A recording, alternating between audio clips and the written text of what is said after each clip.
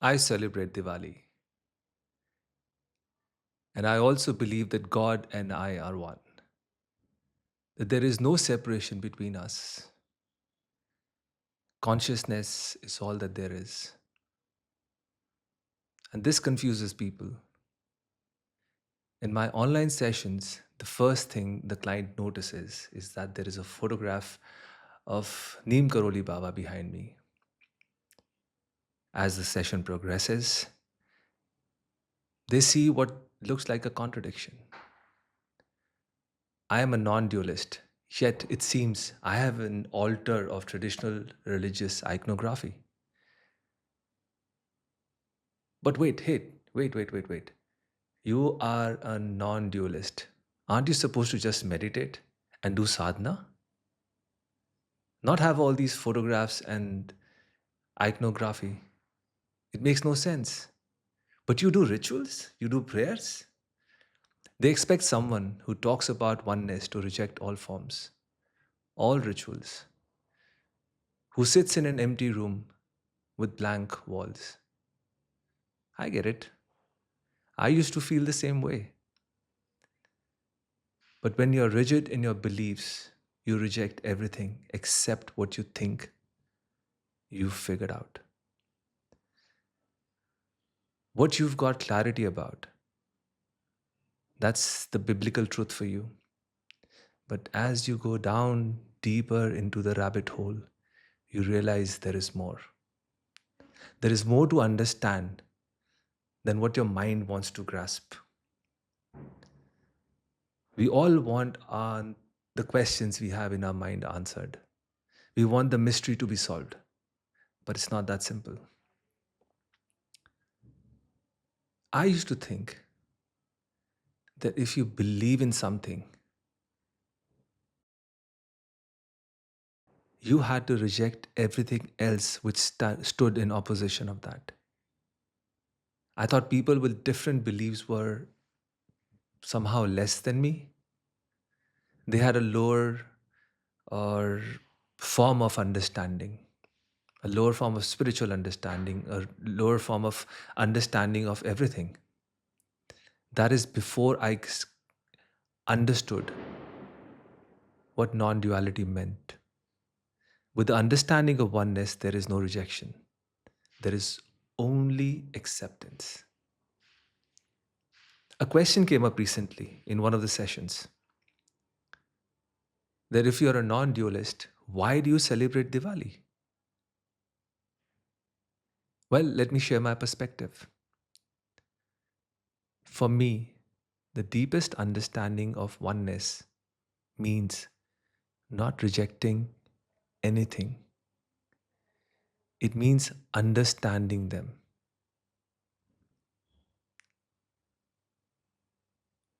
For atheists, it's very simple.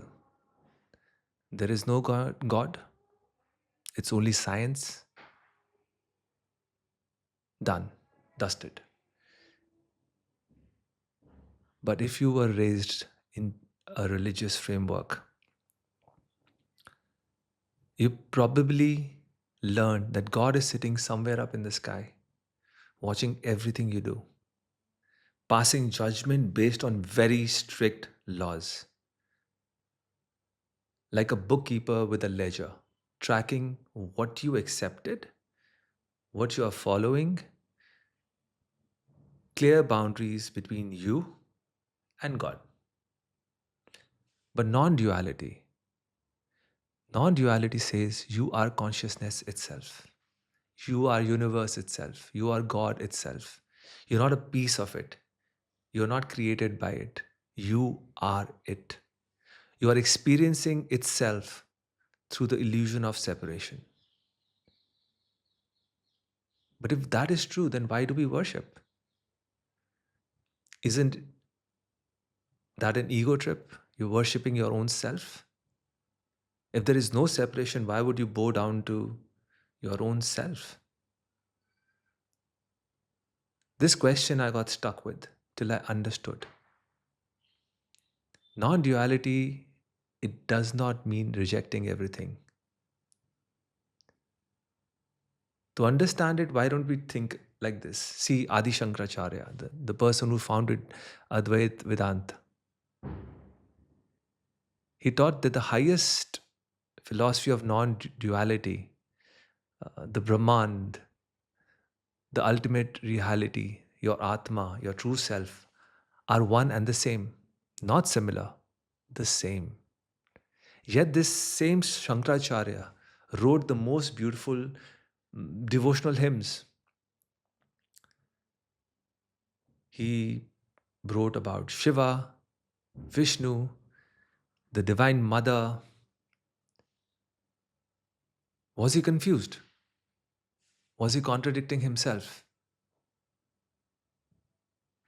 No. He understood something crucial. When we are in these bodies, experiencing through these minds, we are playing in the realm of Maya,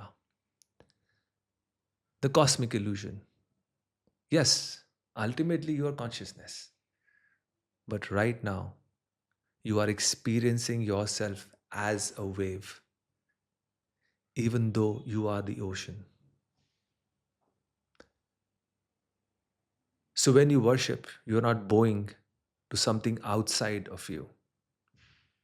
You are the ocean honoring its own play as a wave. Your consciousness celebrating its own manifestation. Ramakrishna, completely devoted to Kali.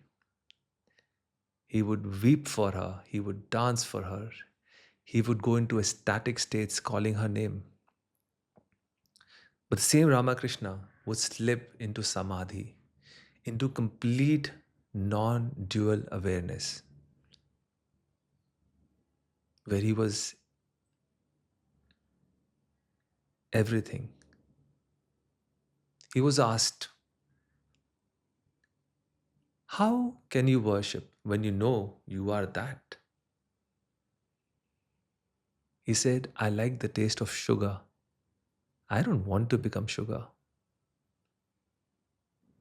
See, the devotion doesn't contradict the understanding. The devotion is the understanding in action. It's consciousness playing all the parts: the devotee, the deity, and the devotion itself.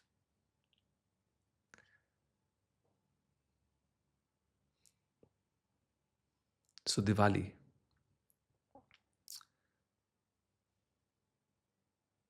everyone knows the surface story. Ram was exiled, his wife Sita was kidnapped by Ravana. After 14 years, and after defeating the demons and Ravan, he comes back home. When he is on his way, he's about to reach the kingdom to take his rightful place. It's Amavasya. It's the darkest night of the month. His subjects don't want him to wait. They want him to come. So they light the entire path with diyas, turning darkness into light. Beautiful story. Teaches us to be righteous and life will sort itself out. But like everything in life, there is a deeper story happening under the surface. Ram isn't just a king, Ram is consciousness himself. He is pure awareness. And Sita, she's often called his consort, his wife. But Ram is consciousness, and Sita represents the mind. The mind that consciousness is connected to, always seeking to protect. When Ravan kidnaps Sita, when ego captures the mind, Ram does everything in his power to get her back. Now, Ravan, the demon with 10 heads, those 10 heads, they aren't random.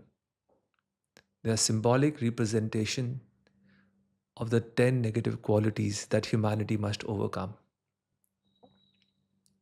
calm, lust, krodh, anger, moh, delusion, attachment, lobh, greed, mad, pride, matsarya, envy, ahankar, ego.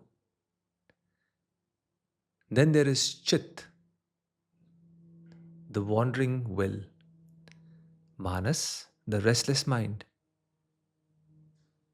and buddhi, when buddhi misused, the intellect turning itself against itself. 10 faces of the same problem. All the ways we get pulled away from what's real. Ravan kidnaps, takes Sita to Lanka, the golden city, the land of materialism and distraction. Ravan, ego, has captured the mind, Sita, and taken to the place of shiny objects. The whole story is consciousness doing whatever it takes to reclaim the mind from the ego's grip. And when Ravan gets Sita back, when consciousness wins, people light diya, not for the king coming home, for the return of the awareness to its rightful throne, for consciousness reclaiming what was always its own.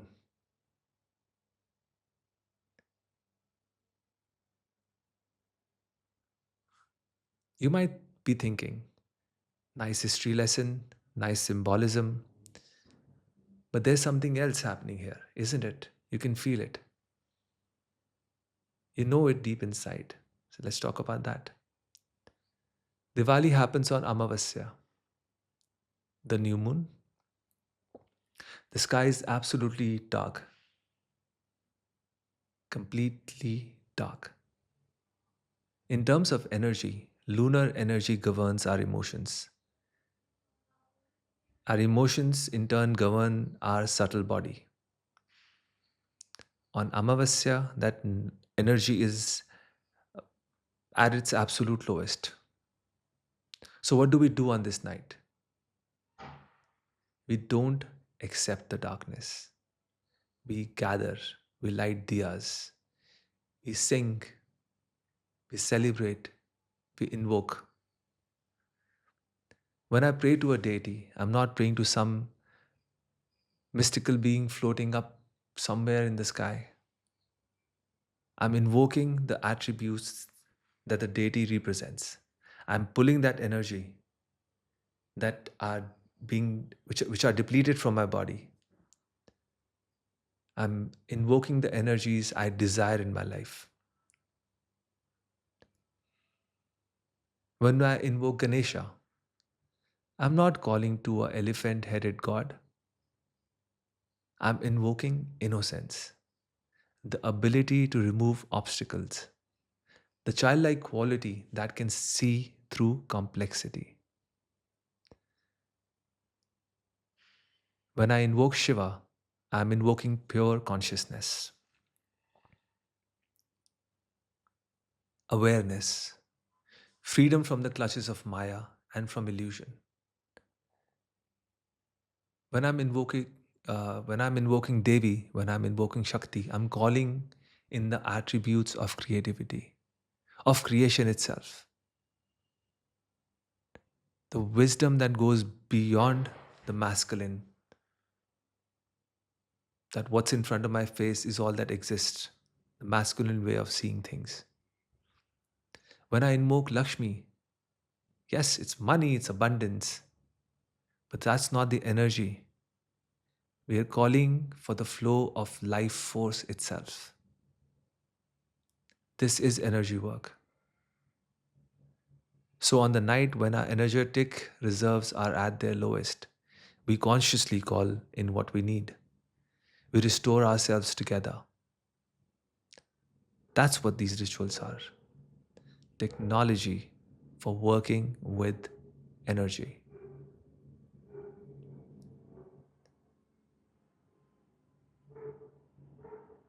I didn't always understand this. From the outside, my life looked perfect: financial freedom, financial success,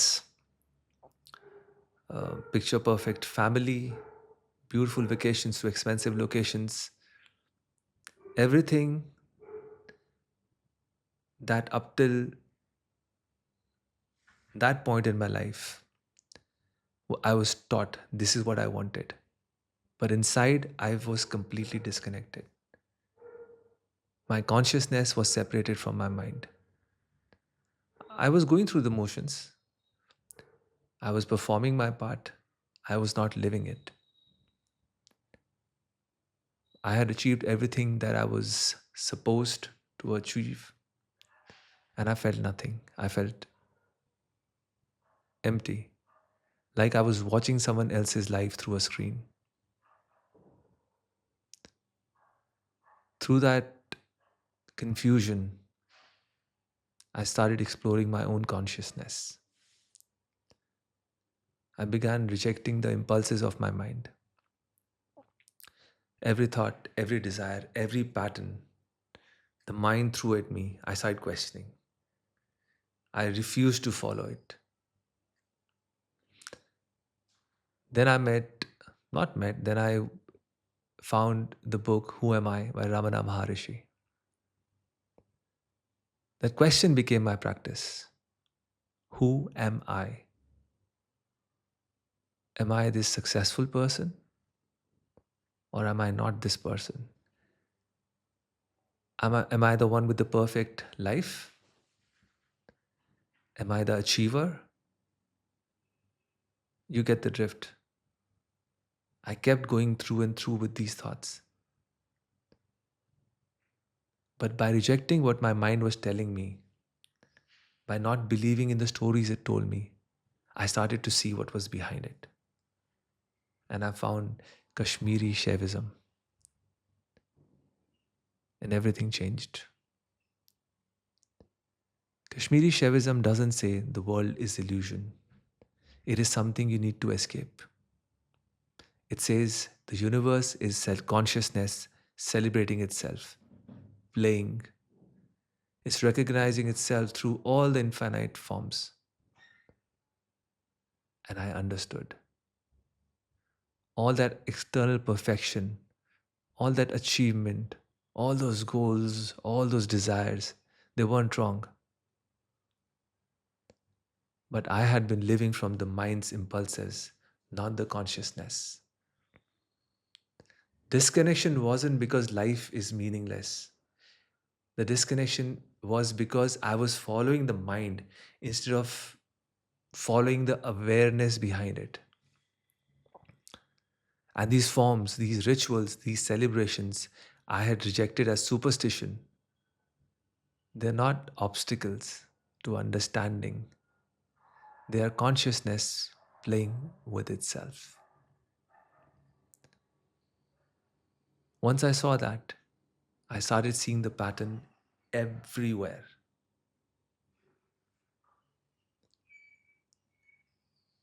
These practices, these thoughts are not only prevalent in Hinduism.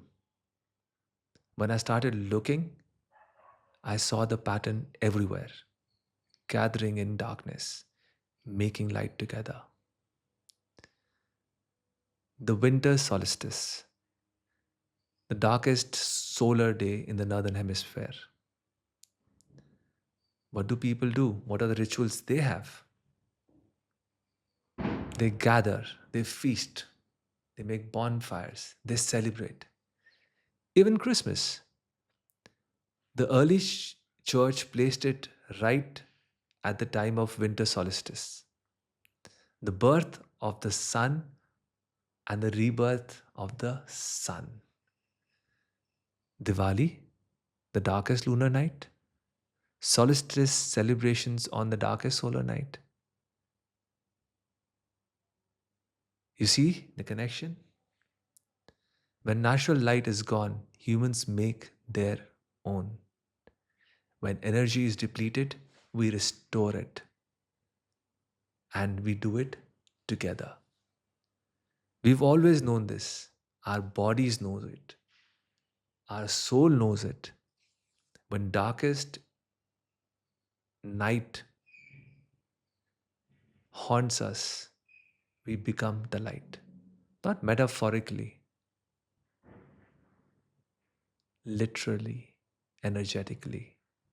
We become the light. So when Diwali comes, I clean my space, I light diyas, and I sit with these energies.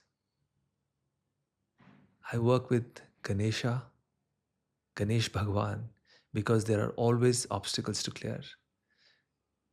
With Ma Lakshmi, because abundance is life force. With Bajrangbali, Hanuman, for devotion and strength. Am I contradicting my non dualism? No, I am living it. Non duality doesn't mean rejecting forms. It means seeing that all forms are one reality expressing itself. It's the wave celebrating its movement while knowing it is the ocean. I light a diya while knowing I am the light, the flame, the one lighting it, and the awareness watching it all. That's not contradiction, that's recognition.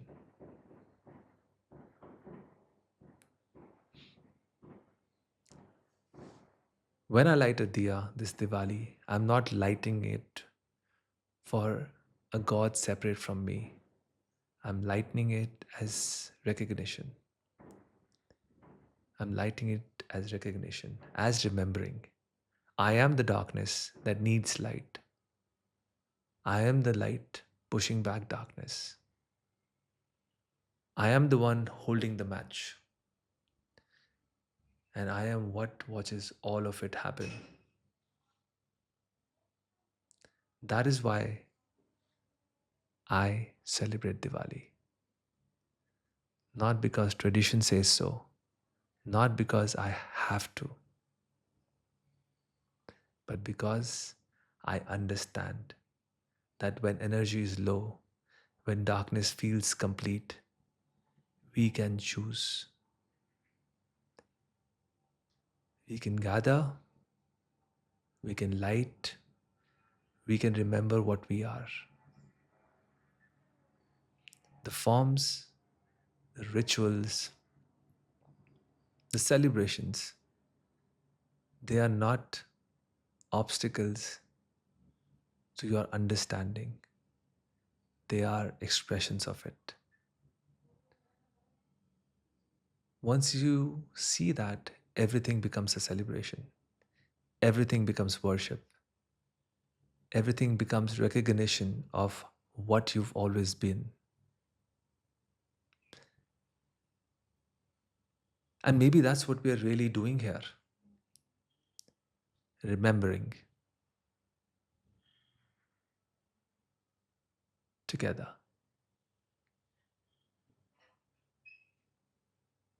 Happy Diwali.